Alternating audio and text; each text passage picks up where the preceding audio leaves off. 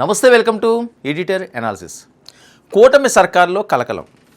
ప్రభుత్వ విప్ పదవికి జనసేన ఎమ్మెల్యే రాజీనామా. అసలు జరిగింది ఏంటి? Pawan Kalyan serious action. మరి railway Koduru MLA wicket down.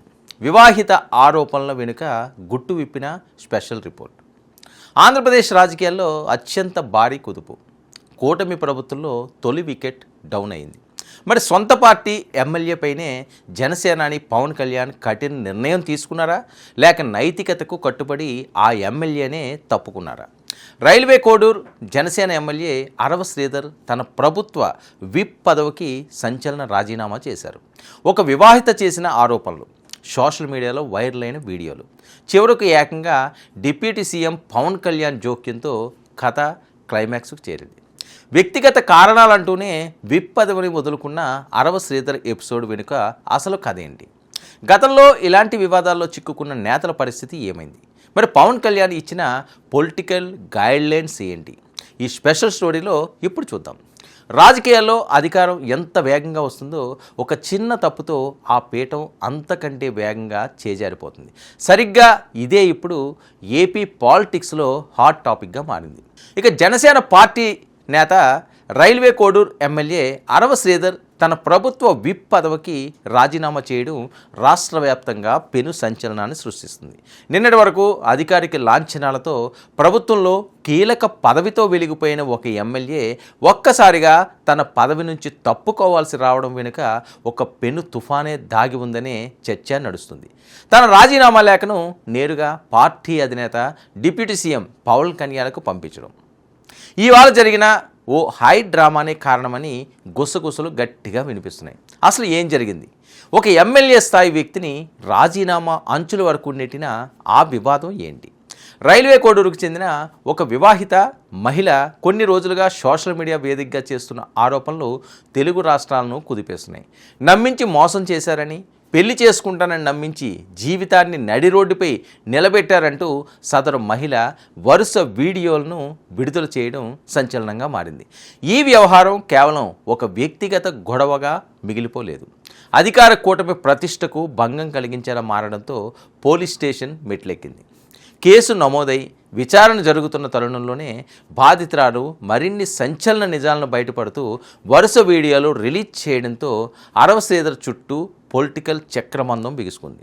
మరి వ్యక్తిగత ప్రవర్తన, అవినీతి విషయంలో రూపాయి కూడా రాజీ పడేది లేదని పదే పదే చెప్పే జనసేనాని పవన్ కళ్యాణ్ ఈ వ్యవహారాన్ని అత్యంత సీరియస్గా తీసుకున్నారు. ఇప్పటికే పార్టీ పరంగా అంతర్గత విచారణ కమిటీని వేసి నిజానిజాలు రాబట్టే ప్రయత్నమూ చేశారు. మరి ఈ క్రమంలోనే ఒక కీలక పరిణామం చోటు చేసుకుంది. ఆరోపణలు ఎదుర్కొంటున్న రైల్వే కోడూరు ఎమ్మెల్యే అరవ శ్రీధర్తో పాటు పోలవరం ఎమ్మెల్యే చిర్రి బాలరాజును పవన్ కళ్యాణ్ నేరుగా పిలిపించుకుని మాట్లాడారు. ఆరోపణలపై ఇద్దరు ఎమ్మెల్యేల నుంచి వివరణ కూడా తీసుకున్నారట. చట్టం తన పని తాను చేసుకుపోతుందని, పార్టీ ప్రతిష్టకు భంగం కలిగించేలా ప్రవర్తిస్తే ఎంతటి వారైనా ఉపేక్షించేది లేదనే బలమైన సంకేతాలు పవన్ కళ్యాణ్ నుంచి వెళ్ళినట్టు తెలుస్తుంది. మరి ఈ భేటీ ముగిసిన వెంటనే అరవ శ్రీధర్ తన ప్రభుత్వ విప్ పదవికి రాజీనామా పత్రాన్ని సమర్పించడం గమనార్హం. రాజకీయ చరిత్రను ఒక్కసారి తిరగేస్తే ఇలాంటి వ్యక్తిగత వివాదాలు, మహిళల ఆరోపణల వల్ల ఎందరో దిగ్గజ నేతల రాజకీయ జీవితాలు ముగిసిపోయిన సందర్భాలు ఉన్నాయి. మరి ఉమ్మడి ఆంధ్రప్రదేశ్లో ఒకప్పుడు అత్యంత ప్రతిష్టాత్మకమైన పదవుల్లో ఉన్న నేతలు సైతం ఇటువంటి ఆరోపణలు వచ్చినప్పుడు నైతిక బాధ్యత వహిస్తూ పదవుల నుంచి తప్పుకోవాల్సి వచ్చింది. గతంలో వైఎస్ఆర్సీపీ ప్రభుత్వంలోనూ, అంతకుముందు టీడీపీ హయాంలోనూ పలువురు నేతలు ఇటువంటి వివాదాల్లో చిక్కుకుని మంత్రి పదవులను, కీలక బాధ్యతలను కోల్పోయారు. జాతీయ స్థాయిలోనూ ఎందరో నేతలు ఇలాంటి కేసుల వల్ల జైలు పాలైన ఘటనలు ఉన్నాయి. మరి రాజకీయం ఎప్పుడు ఒక కత్తి మీద సాము లాంటిదే.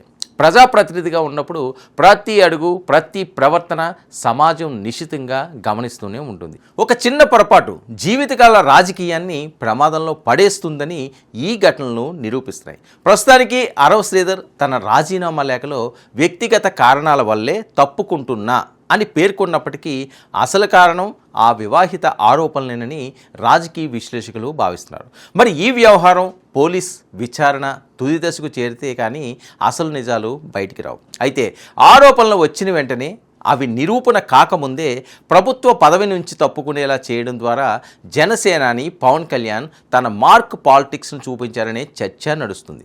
తప్పు చేస్తే సొంత పార్టీ వారినైనా వదిలిపెట్టేది లేదనే మెసేజ్ కేడర్కు వెళ్ళింది. మరి ఈ రాజీనామాతో రైల్వే కోడూరు రాజకీయం ఎలాంటి మలుపులు తిరుగుతుంది? అరవ శ్రీధర్ తనపై వచ్చిన ఆరోపణలు కోర్టులో నిరూపించుకుని క్లీన్ చిట్తో తిరిగి వస్తారా, లేక ఈ వివాదం ఆయన రాజకీయ భవిష్యత్తును మరింత సంక్షోభంలోకి నెడుతుందా అనేది కాలమే నిర్ణయించాలి. ఇది ఈనాటి editor analysis. Stay tuned to 99 news.